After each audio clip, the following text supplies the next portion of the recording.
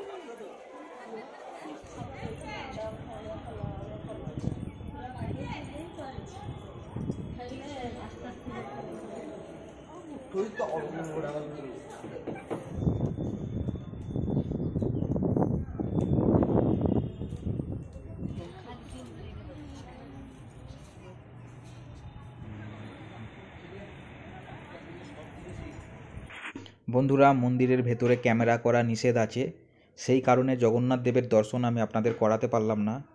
তো আপনারা যখন আসবেন তো জগন্নাথ দেবের দর্শন তো অবশ্যই করবেন। আর এখানে সন্ধ্যার সময় যদি আসেন আরও ভালো লাগবে, যখন লাইটগুলো জ্বলে যায় তখন কিন্তু দেখতে আরও বেশি ভালো লাগে।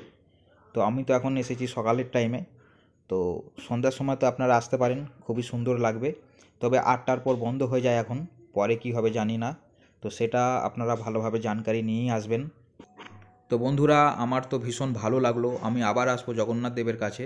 তো আপনারাও দীঘা আসুন, ঘুরে যান, জগন্নাথ দেবের দর্শন করে যান, খুবই ভালো লাগবে।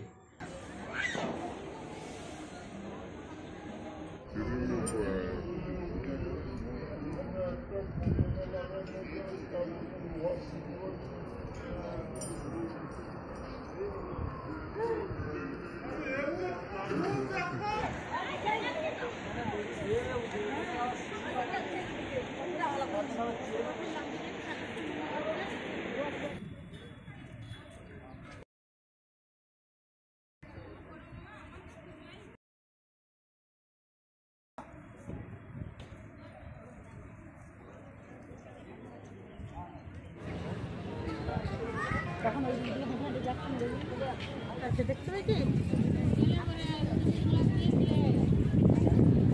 জগন্নাথের রথ